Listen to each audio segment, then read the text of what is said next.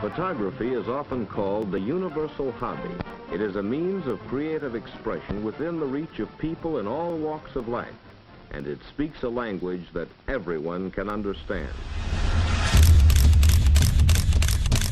How does photography impact our lives and the world around us?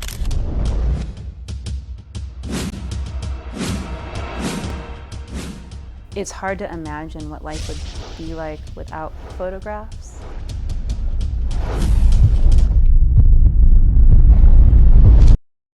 Sometimes in my classes I'll ask students to think about what it would be like to see a photograph for the first time.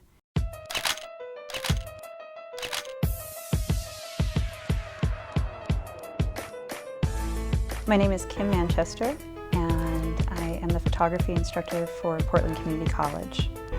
The first level of the course is 140, which is beginning digital photography. And through that, typically, we're just getting students familiar with the tools and how to look at photographs, understand their meaning. What is it about her? What's the feeling you get from her? And then also, hopefully, to be able to communicate as artists through photography, too.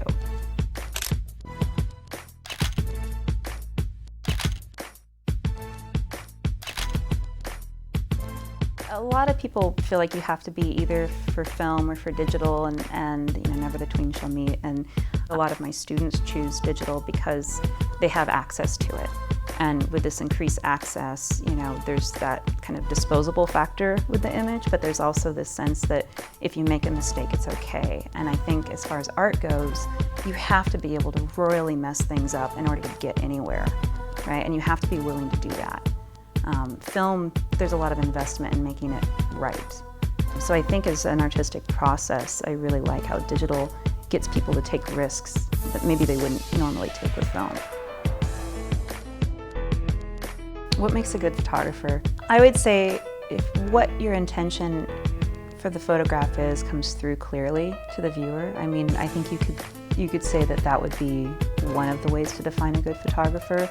I think for me, the whole point of photography is to elicit a response, to lead the viewer down a path, but not really tell them which one to follow and not really tell them where they're going. And that's really what makes the difference between a snapshot and a piece of art. Even if they look the same, one of them is going to influence the viewer in a way that is differently just by placing the subject somewhere else or having something not in focus. You know, it's about what you tell them, but it's also really about what you don't tell them. Do I have a favorite photograph?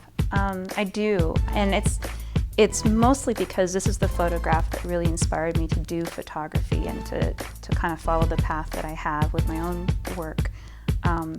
It's a minor white photograph, and it's very diminutive. It's very small, and there's just a picture of a reflection coming off of a window in the afternoon with a white curtain flowing. And it was one of those reflections that you get when, you know, maybe the sun bounced off the next door house and came in through the window, and somehow it created this orb of light that was reflecting off of the wall. And there was something about that was just really magical, and that's always stuck with me.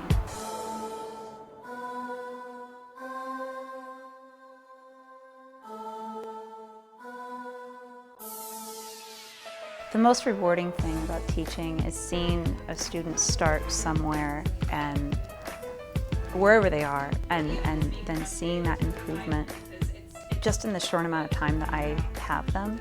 In some way, I was able to provide an environment in which they felt like they could take the risks, and they did it on their own. It wasn't me pushing them, it was me just facilitating, you know, me just kind of creating the space that they could do it and feel safe doing it.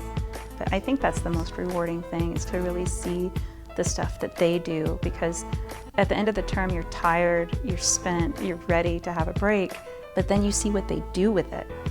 And that just, you know, rejuvenates you, and it fills you back up, and you're ready for more. So.